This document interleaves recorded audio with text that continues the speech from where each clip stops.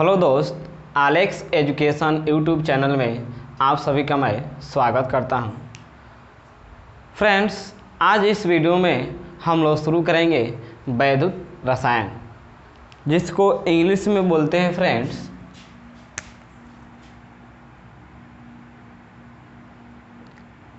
Electro chemistry. आज इस जो वीडियो में हम लोग अध्ययन करने वाले हैं फ्रेंड, वैद्युत रसायन, जिसको इंग्लिश में बोलते हैं इलेक्ट्रो केमिस्ट्री।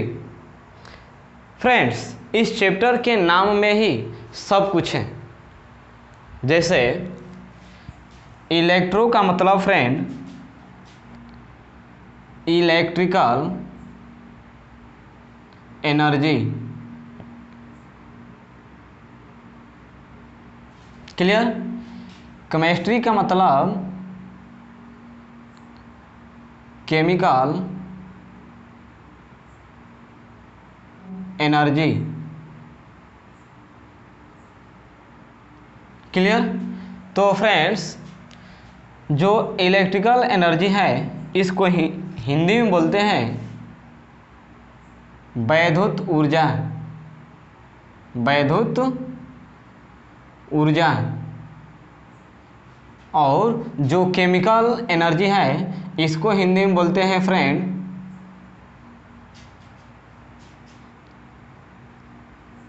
रासायनिक ऊर्जा। तो वैद्युत रसायन का डिफिनेशन हो जाएगा फ्रेंड्स, रसायन विज्ञान के वह शाखा जिसके अंतर्गत electrical energy and chemical energy के संबंधों का अध्ययन किया जाता है, उसे हम बोलते हैं फ्रेंड्स इलेक्ट्रोकेमिस्ट्री, क्लियर। तो आइए फ्रेंड्स, हम लोग वैद्युत रसायन के डिफिनेशन को पढ़ते हैं। वैद्युत ऊर्जा एवं रासायनिक ऊर्जा के परस्पर संबंध का अध्ययन रसायन विज्ञान के जिस शाखा में किया जाता है उसे वैद्युत रसायन कहते हैं। यानी फ्रेंड्स, रसायन विज्ञान के जिस शाखा में वैद्युत ऊर्जा और रासायनिक ऊर्जा के परस्पर संबंधों का अध्ययन किया जाएगा तो उस शाखा को हम लोग बोलते हैं फ्रेंड्स वैद्युत रसायन। और वैद्युत रसायन के अंतर्गत फ्रेंड्स हम लोग सेलों का अध्ययन करेंगे। यानी जो वैद्युत रसायन होता है फ्रेंड्स, उसके अंतर्गत सेलों का अध्ययन किया जाता है। और सेल के प्रकार, मतलब जो वैद्युत रसायन है फ्रेंड्स, इसके अंतर्गत हम लोग सेल का अध्ययन करेंगे। और वह सेल दो प्रकार के होते हैं। पहला वैद्युत रासायनिक सेल, या उसका दूसरा नाम है गैल्वेनी सेल, या उसको हम कहते हैं फ्रेंड्स वोल्टीय सेल। दूसरा है वैद्युत अपघटनी सेल, क्लियर। तो वैद्युत रासायनिक सेल या गैल्वेनी सेल या वोल्टीय सेल क्या होता है फ्रेंड्स?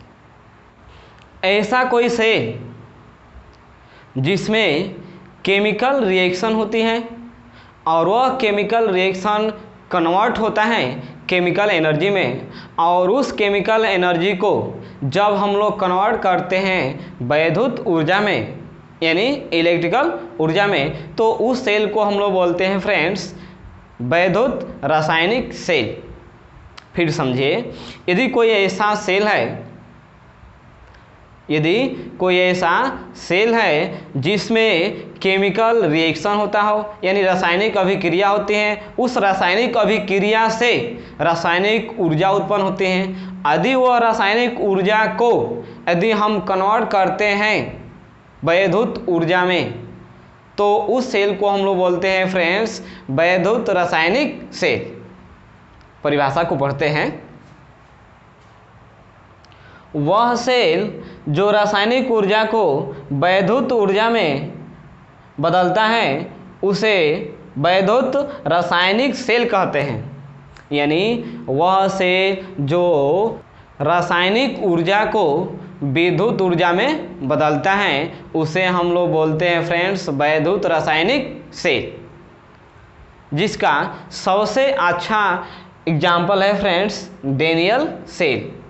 तो वैद्युत रासायनिक सेल के अंतर्गत जो एग्जाम्पल होगा फ्रेंड्स डेनियल सेल। अब हम लोग पढ़ेंगे फ्रेंड्स वैद्युत अपघटनी सेल क्या होता है। तो ऐसा कोई सेल जिसमें हम अपनी खुद की ऊर्जा देते हैं और वह ऊर्जा यदि रासायनिक ऊर्जा में परिवर्तित कर दिया जाता है तो उसको हम लोग बोलते हैं फ्रेंड्स वैद्युत अपघटनी सेल। मतलब कि ऐसा कोई सेल जो विद्युत ऊर्जा को रासायनिक ऊर्जा में कन्वर्ट करता है उसे हम बोलते हैं वैद्युत अपघटनी सेल। परिभाषा को पढ़ते हैं फ्रेंड्स। ऐसा सेल जो विद्युत ऊर्जा को रासायनिक ऊर्जा में बदलता है उसे वैद्युत अपघटनी सेल कहते हैं। यानी ऐसा कोई भी सेल हो जो विद्युत ऊर्जा को, यानी जो हम उसको ऊर्जा दें, तो हम जब विद्युत ऊर्जा देंगे तो विद्युत ऊर्जा देने के बाद यदि वह ऊर्जा रासायनिक ऊर्जा में बदल जाती है तो उस सेल को हम लोग बोलते हैं फ्रेंड्स वैद्युत अपघटनी सेल। अब हम लोग पढ़ेंगे फ्रेंड्स जो वैद्युत रासायनिक सेल का जो डेनियल सेल है इसको हम लोग देखेंगे कि डेनियल सेल का निर्माण कैसे होते हैं, उसमें किस प्रकार से रासायनिक अभिक्रियाएं होती हैं और रासायनिक अभिक्रिया करके किस प्रकार से वह विद्युत ऊर्जा में बदलती हैं। तो शुरू करते हैं फ्रेंड्स डेनियल सेल। आइए फ्रेंड्स अब हम लोग देखते हैं डेनियल सेल, और डेनियल सेल में हम ये देखेंगे कि डेनियल सेल किस प्रकार से बनता है और डेनियल सेल में किस प्रकार से केमिकल रिएक्शन होते हैं और वह केमिकल रिएक्शन करके किस प्रकार से केमिकल एनर्जी उत्पन्न करते हैं और वह केमिकल एनर्जी किस प्रकार से कन्वर्ट होता है इलेक्ट्रिकल एनर्जी में। तो आइए फ्रेंड्स हम लोग देखते हैं डेनियल सेल।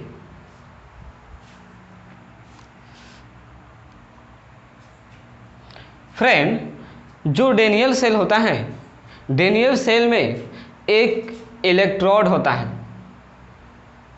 एक इलेक्ट्रोड जिसमें एक तरफ प्लस और एक तरफ माइनस, यानी एक तरफ एनोड होता है और एक तरफ कैथोड होता है।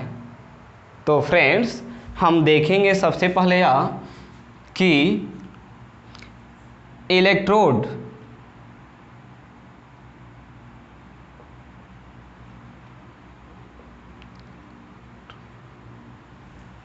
और यह इलेक्ट्रोड हिंदी में भी यही होता है फ्रेंड, और यह इलेक्ट्रोड दो भाग में होता है, यानी दो प्रकार का।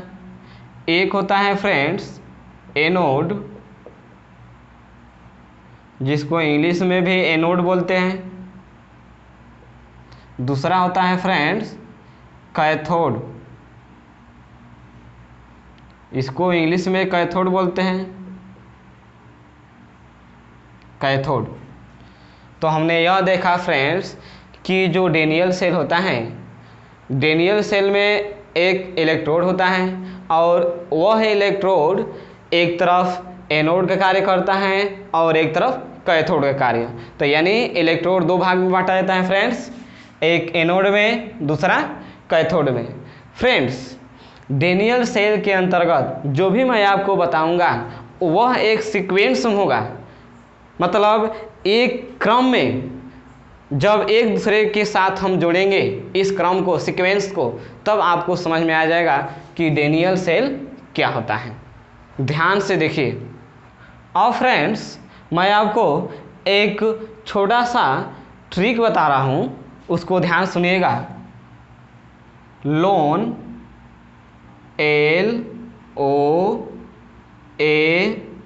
LOAN, L for left, O for oxidation, A for anode, N for negative।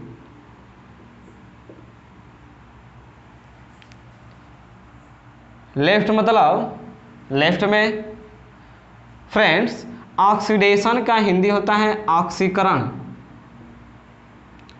ऑक्सीकरण,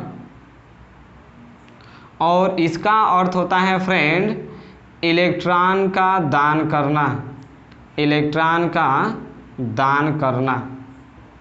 क्लियर? मतलब कि लेफ्ट साइड में जो भी होगा उसका ऑक्सीकरण होगा।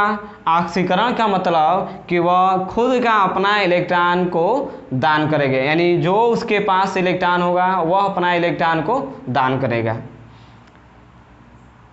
एनोड मतलब एनोड नेगेटिव मतलब कि माइनस। क्लियर? दूसरा कॉन्सेप्ट है फ्रेंड, इसका ठीक विपरीत कीजिए। लेफ्ट का विपरीत होता है राइट, यानी आर को बोलते हैं राइट। ऑक्सीडेशन, ऑक्सीडेशन मतलब कि ऑक्सीकरण, और ऑक्सीकरण का उल्टा होगा अपचयन, अपचयन को बोलते हैं रिडक्शन, आर, रिडक्शन। और इसका हिंदी होता है फ्रेंड्स अपचयन, और इसका मतलब यह कि इलेक्ट्रॉन को ग्रहण करना, ग्रहण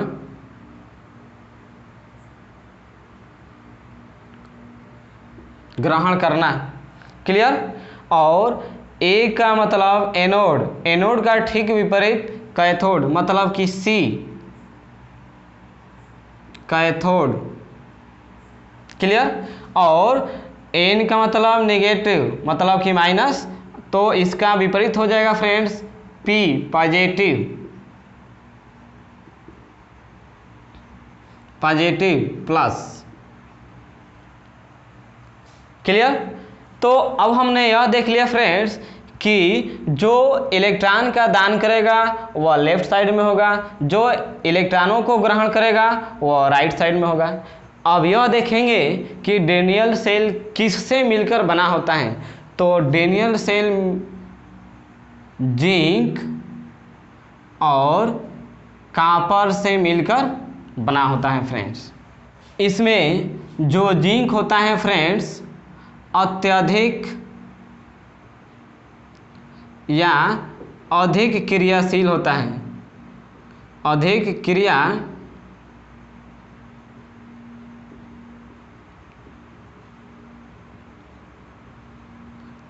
क्रियाशील होता है। और जो अधिक क्रियाशील होता है फ्रेंड्स वह इलेक्ट्रॉन को त्याग करता है, यानी दान, इलेक्ट्रॉन का दान करता है। क्लियर? यानी इससे यह आभास हुआ कि जो जिंक है हमारा फ्रेंड्स वह अधिक क्रियाशील है, अधिक क्रियाशील होने के कारण वह इलेक्ट्रॉन का दान करेगा। क्लियर? तो ठीक उसके सामने जो कॉपर है उसको मजबूरन में इलेक्ट्रॉनों को ग्रहण करना पड़ेगा, मतलब कि इसका अपचयन होगा और जो जिंक है उसका ऑक्सीकरण होगा। तो अब ये समझिए फ्रेंड्स कि जब हम डेनियल सेल तैयार करेंगे तो डेनियल सेल में इलेक्ट्रोड चाहिए, और वह इलेक्ट्रोड दो तरह से होना चाहिए, एक एनोड और दूसरा कैथोड।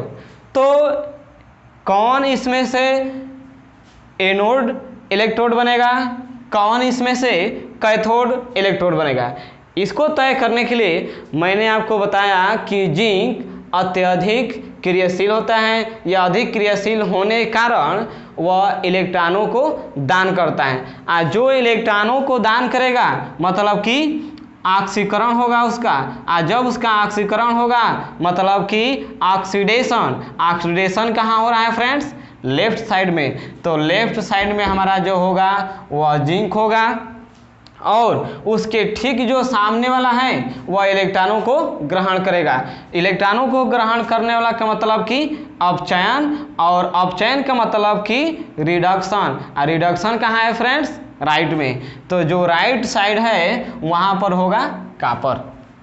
क्लियर? मैंने फ्रेंड्स आपको प्रारंभ में बताया कि मैं आपको एक सीक्वेंस में बताऊंगा, एक क्रम में बताऊंगा, जो एक दूसरे के साथ लिंक कर दूंगा तो स्पष्ट हो जाएगा, साफ साफ आपको समझ में आ जाएगा। तो मैंने यह कहा फ्रेंड्स कि जो जिंक है वह इलेक्ट्रॉन का त्याग करता है। इलेक्ट्रॉन त्याग कहाँ होता है फ्रेंड्स? ऑक्सीकरण में। और ऑक्सीकरण का मतलब कि ऑक्सीडेशन, और ऑक्सीडेशन कहाँ है? लेफ्ट में। तो मतलब कि लेफ्ट में हम लोग रखेंगे जिंक। क्लियर? तो उसके सामने वाला है फ्रेंड्स इलेक्ट्रॉनों को ग्रहण करेगा। इलेक्ट्रॉन ग्रहण करने वालों को बोला जाता है अपचयन, और अपचयन का मतलब होता है रिडक्शन। और रिडक्शन कहाँ है फ्रेंड? राइट में। मतलब कि राइट साइड में जो होगा वह कॉपर होगा। क्लियर? अब लेफ्ट में हम लोग लेंगे फ्रेंड्स जिंक इलेक्ट्रोड।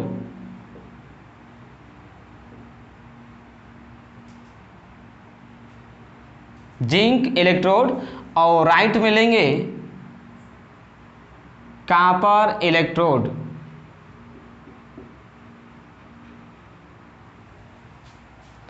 अब देखिए फ्रेंड्स, जिसको भी जिसका इलेक्ट्रोड बनाना होता है उसको उसका छड़ लेकर उसके ही विलयन में डालते हैं। फिर समझिए, जिसका भी इलेक्ट्रोड बनाना होता है तो आप उसके छड़ को लीजिए और उसके छड़ को उसके विलयन में डालिए तो हमारा तैयार होगा इलेक्ट्रोड। जैसे कि हमको जिंक इलेक्ट्रोड चाहिए तो सबसे पहले हम एक जिंक का छड़ लेंगे और जिंक के छड़ को उसके जिंक के विलयन में उस छड़ को ऐसे डाल देंगे। तो जे ही इसमें डालेंगे हमारा तैयार हो जाएगा फ्रेंड्स जिंक इलेक्ट्रोड।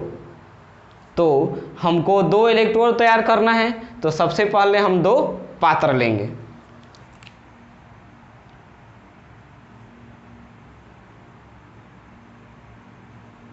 तो फ्रेंड्स अब हम सबसे पहले देखेंगे जिंक इलेक्ट्रोड कैसे बनता है। तो सबसे पहले हम जिंक इलेक्ट्रोड बनाने के लिए एक जिंक का छड़ लेंगे। हम यहाँ पर जिंक का छड़ लेंगे फ्रेंड।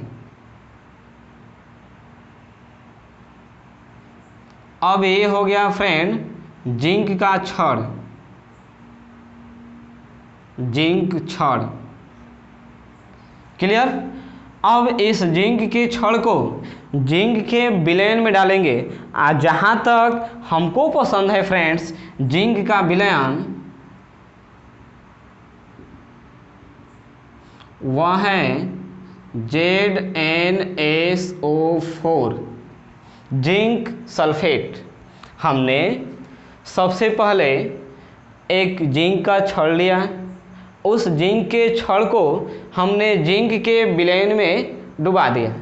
तो जे ही जिंक के विलयन यानी ZnSO4 में यानी जिंक सल्फेट में जब हमने उसको डाला तो हमारा तैयार हो गया फ्रेंड्स जिंक इलेक्ट्रोड। क्लियर? अब यही प्रोसेस हम कॉपर में भी करेंगे। तो कॉपर इलेक्ट्रोड तैयार करने के लिए हम सबसे पहले कॉपर की छड़ लेंगे।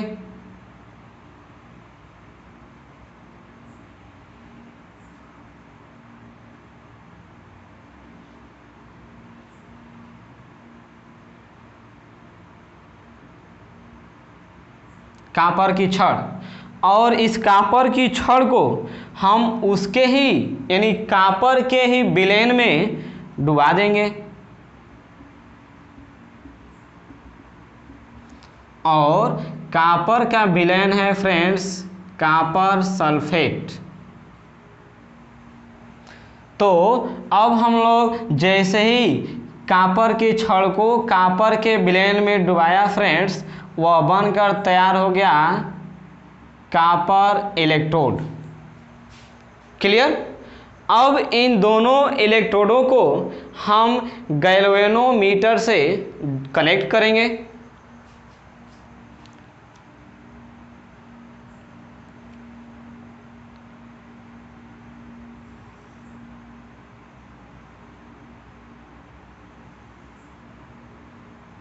हमने इन दोनों इलेक्ट्रोडों को गैल्वेनोमीटर से कनेक्ट किया और हम यह जानते हैं फ्रेंड्स कि जो गैल्वेनोमीटर होता है उसके मध्य में शून्य होता है, ये सुई। क्लियर। यह इस प्रकार से गैल्वेनोमीटर होता है फ्रेंड्स। गैल्वेनोमीटर यदि इसके मार्ग से या इसके माध्यम से यदि थोड़ा सा भी इलेक्ट्रॉन या धारा प्रवाहित होगी या गुजरेगी तो इसके सुई में यानी गैल्वेनोमीटर में विक्षेप होता है, जिससे आभास हो जाता है कि इसमें धारा बह रही है। क्लियर। अब दोस्त यह देखिए कि जो जिंक का छड़ है, हमने यह बताया पहले कि जिंक अत्यधिक क्रियाशील है, जिससे अपना इलेक्ट्रॉनों को दान करता है। तो जो जिंक का छड़ है फ्रेंड्स, वह अभिक्रिया करता है। जिंक जो ठोस अवस्था में है, और यह जो जिंक है अपना 2 इलेक्ट्रॉन त्याग करके अपने आप को बनाता है Zn+2 और यह एक्वस कहलाता है। एक्वस बोले थे फ्रेंड्स, AQUOUS, एक्वस। मतलब यह कि यदि कोई ठोस किसी विलयन में चला जाता है तो उसको हम लोग बोलते हैं फ्रेंड्स एक्वस। क्लियर। तो जो जिंक का छड़ है वह अत्यधिक क्रियाशील है, जिससे अपना इलेक्ट्रॉनों को दान करेगा। तो जब जिंक अपने 2 इलेक्ट्रॉनों को दान करता है तो निर्माण देता है फ्रेंड्स जिंक Zn+2, जिसको बोलते हैं एक्वस। और यह एक्वस इस विलयन में आकर मिल जाता है। यहाँ पर आ गया फ्रेंड्स Zn+2। मतलब जैसे ही जिंक ने अपना 2 इलेक्ट्रॉन को दान किया तो वह बनाया Zn+2, जो अपने विलयन में जाकर मिल गया, यानी एक्वस के रूप में हो गया। तो यह Zn+2 इस विलयन में आकर मिल गया। क्लियर। तो यहाँ से 2 इलेक्ट्रॉन निकला और यहाँ से गति करते हुए चल दिया। अब यहाँ से गति करते हुए गैल्वेनोमीटर को पार करते हुए अब दूसरे छड़ पर आता है, यानी यहाँ पर 2 इलेक्ट्रॉन। क्लियर। तो यह 2 इलेक्ट्रॉन जब दूसरे छड़ पर आता है फ्रेंड्स, तो हमने आपको बताया कि जब जिंक अत्यधिक क्रियाशील है तो इलेक्ट्रॉन को दान करेगा। तो इलेक्ट्रॉन का जब दान करेगा तो उसके सामने वाला जो होगा उसको मजबूरन में इलेक्ट्रॉनों को ग्रहण करना होगा। जबकि हम यह जानते हैं कि जो कॉपर होता है वह धनायन होता है, वह इलेक्ट्रॉनों को ग्रहण नहीं कर सकता है। क्लियर। तो यहाँ पर इस विलयन में कॉपर सल्फेट भी है, मतलब कि copper+2 और SO4-2 यह अपने अपने आयन में उपलब्ध है। क्लियर। तो जैसे ही यहाँ से जिंक अपना 2 इलेक्ट्रॉन दान करता है तो वह दोनों इलेक्ट्रॉन अब उसके सामने वाला जो छड़ है उसकी तरफ जाता है। तो उस छड़ पर जो जाता है तो उन दोनों इलेक्ट्रॉनों को स्वागत करने के लिए इस विलयन में से कॉपर +2 आयन उसको स्वागत करने के लिए चल देता है।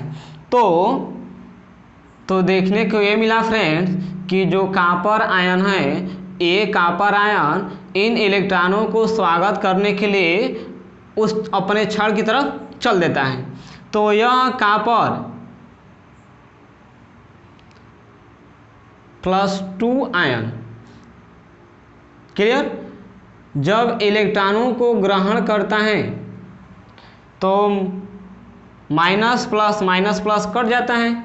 माइनस प्लस कटने के बाद यह कॉपर प्राप्त हो जाता है। यानी यहाँ पर जो कॉपर था एक्वस में था, क्योंकि वो विलयन में मिला हुआ था। अब ये जो कॉपर हुआ है वह छड़ पर आ गया, मतलब कि यह सॉलिड हो गया। क्लियर। तो फिर समझिए फ्रेंड्स, जब जिंक अपना 2 इलेक्ट्रॉनों को दान करेगा तो उसको स्वागत करने के लिए यहाँ से कॉपर के विलयन में से कॉपर एक्वस उसको स्वागत करने के लिए जाता है। तो स्वागत करने के लिए जाता है जिससे उससे क्रिया करता है, क्रिया करके उसका जो +2 आयन है और इलेक्ट्रॉन जो 2 माइनस आयन है उसके साथ कट जाता है और निर्माण करता है कॉपर सॉलिड का। मतलब कि अब यदि यह कहा जाए कि यदि जिंक अपना धीरे धीरे इलेक्ट्रॉनों को दान करे तो कुछ टाइम बाद यह देखने को मिलेगा फ्रेंड्स कि जिंक का छड़ धीरे धीरे समाप्त हो जाता है। समाप्त होकर कुछ इस प्रकार से बच जाता है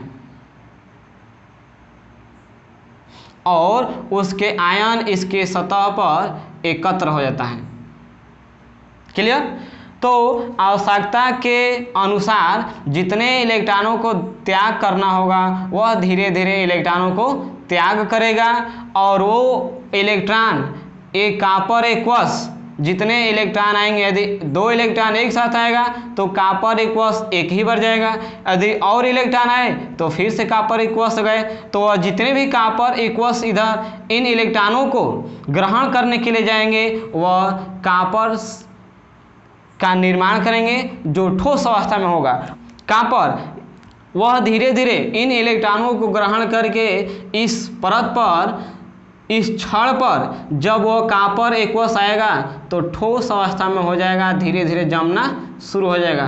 तो कुछ टाइम बाद देखने को ये मिलेगा कि कॉपर एक्वस उस कॉपर के छड़ पर जाकर एकत्र हो जाएगा और कुछ समय पश्चात यह जो इलेक्ट्रॉन होगा, जो प्रवाह हो रहा है इलेक्ट्रॉनों का यहाँ से इस पात्र से इस पात्र में, वह प्रवाह होना बंद हो जाएगा। क्योंकि जैसे जैसे यह जिंक का छड़ अपना इलेक्ट्रॉन त्याग करेगा वैसे वैसे उसका छड़ समाप्त होता रहेगा। कुछ समय पश्चात वह छड़ एकदम समाप्त हो जाएगा तो यहाँ से इलेक्ट्रॉन इधर अब नहीं जा पाएंगे।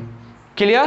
तो इसकी उदासीनता को बनाए रखने के लिए एक हम लोग ब्रिज बनाते हैं।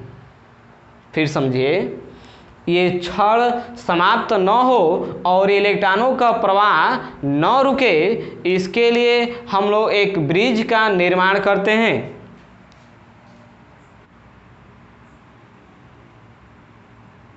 इस ब्रिज को बोलते हैं फ्रेंड्स लवण सेतु। क्लियर। क्योंकि इस ब्रिज में, या ये ब्रिज जो बना होता है KCl से बना होता है, ये प्लस आयन में, ये माइनस आयन में, ठीक। और इसके सिरे पर जेल लगा होता है जिसको हम लोग बोलते हैं अगर जेल। क्लियर।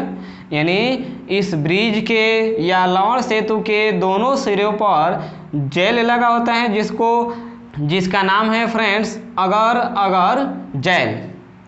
क्लियर। अब जो इलेक्ट्रॉन है, यह इलेक्ट्रॉन यहाँ से चलेगा तो गैल्वेनोमीटर से होते हुए दूसरे छड़ पर जाएगा और वहाँ से कॉपर एक्वस उन इलेक्ट्रॉनों को ग्रहण करेगा, ग्रहण करके फिर लवण सेतु के माध्यम से, यानी लवण सेतु का जो ब्रिज है इसके माध्यम से वह इलेक्ट्रॉन फिर से इसमें आ जाएगा। मतलब अब यह कि इलेक्ट्रॉन का प्रवाह कभी रुकेगा नहीं और यह प्रवाह होता रहेगा। तो हम लोग यह पीछे पढ़ चुके हैं या आप जानते होंगे फ्रेंड्स कि इलेक्ट्रॉनों का जो प्रवाह होता है, इलेक्ट्रॉनों का जो प्रवाह होता है तो उसे हम लोग बोलते हैं विद्युत धारा। तो फ्रेंड्स देखने को ये मिला कि जो इलेक्ट्रॉनों का प्रवाह हो रहा है लेफ्ट से राइट दिशा में हो रहा है, इलेक्ट्रॉन की गति क्लियर इस साइड में हो रहा है। तो हम यह जानते हैं फ्रेंड्स कि इलेक्ट्रॉनों के प्रवाह की दिशा के ठीक विपरीत दिशा में धारा बहते हैं। मतलब कि हमारा इलेक्ट्रॉन लेफ्ट से राइट की तरफ जा रहा है तो धारा की प्रवाह होगा राइट से लेफ्ट की तरफ, धारा की प्रवाह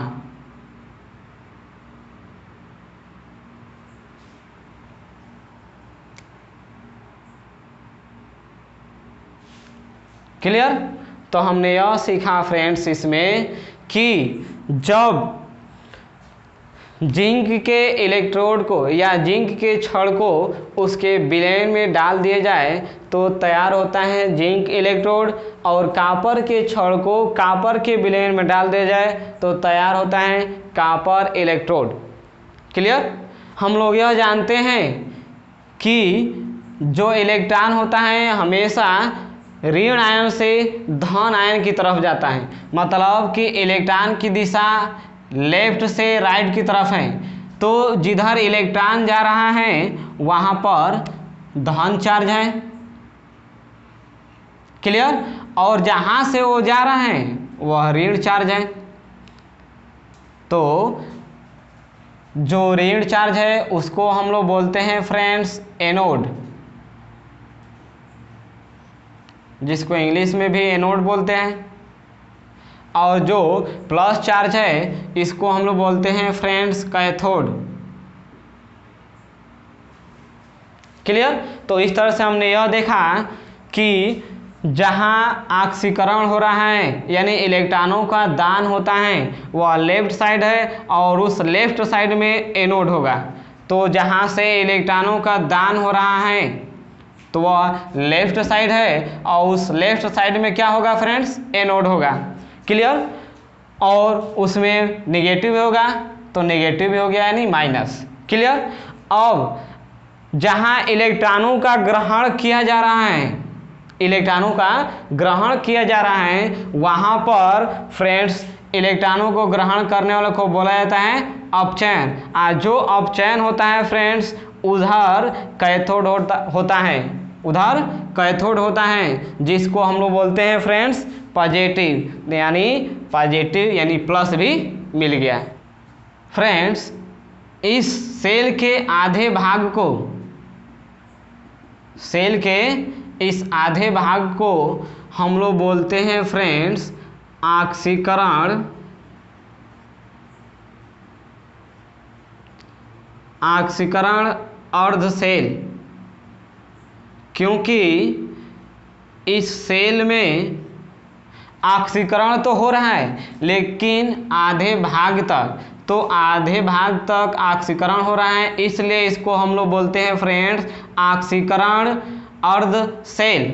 और ये वाला जो आधा भाग है फ्रेंड,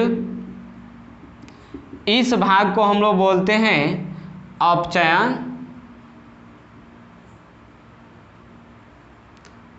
अर्ध सेल। इलेक्ट्रॉनों का दान होता है उसको हम लोग ऑक्सीकरण अर्ध सेल बोलते हैं, और आधे भाग के बाद इलेक्ट्रॉनों का ग्रहण होता है जिसको हम लोग बोलते हैं अपचयन अर्ध सेल। क्लियर। तो इसमें ये जो अभिक्रियाएं हो रही है फ्रेंड्स ये अर्ध अभिक्रिया है। तो यहाँ से इलेक्ट्रॉनों का दान हो रहा है, जिंक ने क्या किया, 2 इलेक्ट्रॉनों को दान किया। तो इसको हम लोग बोलते हैं फ्रेंड्स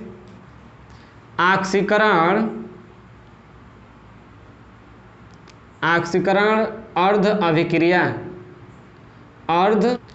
और इसमें इलेक्ट्रॉनों को ग्रहण किया जा रहा है, क्योंकि जो कॉपर एक्वस है वह इलेक्ट्रॉनों को ग्रहण किया और अपने आप को कॉपर बनाया सॉलिड में, मतलब कि यहाँ पर हो रहा है अपचयन। तो इसको बोलेंगे फ्रेंड्स अपचयन अर्ध अभिक्रिया।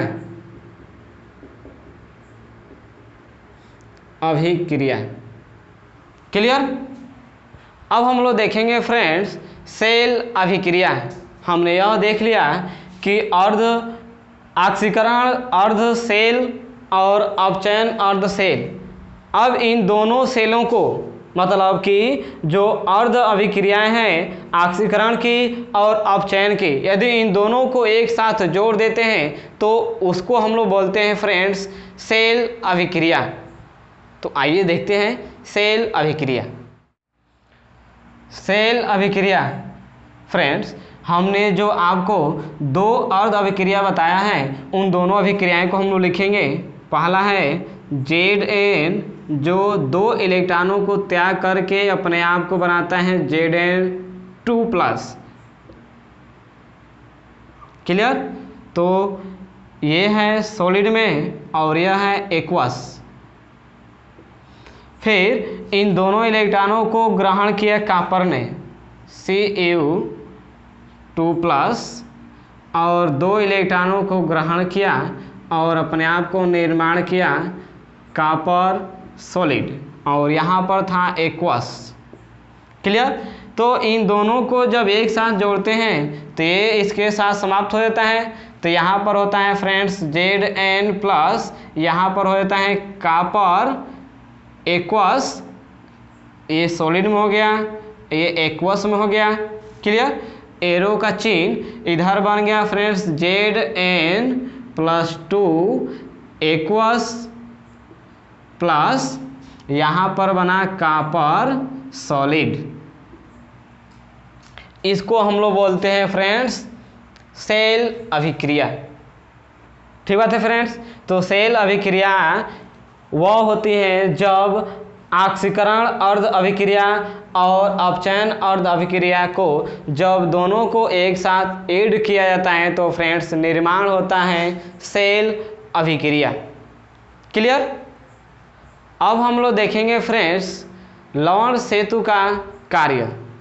परिपथ को पूर्ण करना, मतलब कि जब लवण सेतु जब तक रहेगा तब तक यहाँ से इलेक्ट्रॉन निकलेगा और इस इलेक्ट्रोड पर आएगा, और यहाँ से इलेक्ट्रोड से निकलकर फिर से यह लवण सेतु के माध्यम से यह इलेक्ट्रॉन इसमें आ जाएगा। मतलब कि इलेक्ट्रॉनों का प्रवाह होता रहेगा, और जब तक इलेक्ट्रॉनों का प्रवाह होगा तब तक उसमें धारा प्रवाहित होती रहेगी।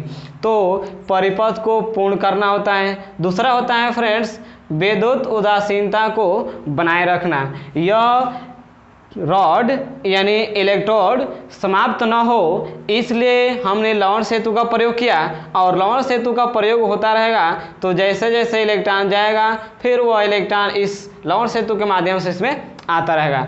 तो उसको हम लोग बोलते हैं फ्रेंड्स विद्युत उदासीनता को बनाए रखता है। क्लियर। तो ये हुआ फ्रेंड्स हम लोग का डेनियल सेल।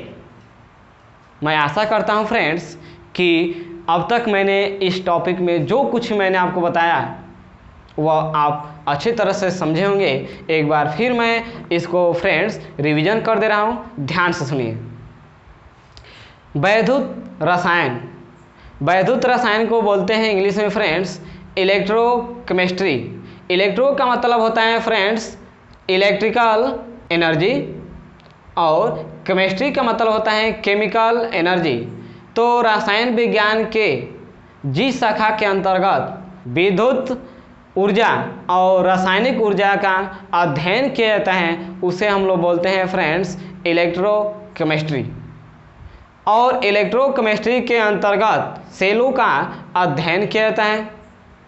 फिर समझिए, वैद्युत रसायन के अंतर्गत सेलों का अध्ययन किया जाता है। सेल के प्रकार, सेल दो प्रकार के होते हैं, विद्युत रासायनिक सेल या उसको वोल्टीय सेल बोलते हैं, या उसका दूसरा नाम होता है फ्रेंड्स गैल्वेनी सेल, और दूसरा जो सेल होता है फ्रेंड्स वैद्युत अपघटनी सेल। और उसके बाद हमने यह देखा कि डेनियल सेल क्या होता है। तो फ्रेंड्स यह जो टॉपिक था इस वीडियो में, यह चैप्टर 40% तक समाप्त हो गया। क्लियर?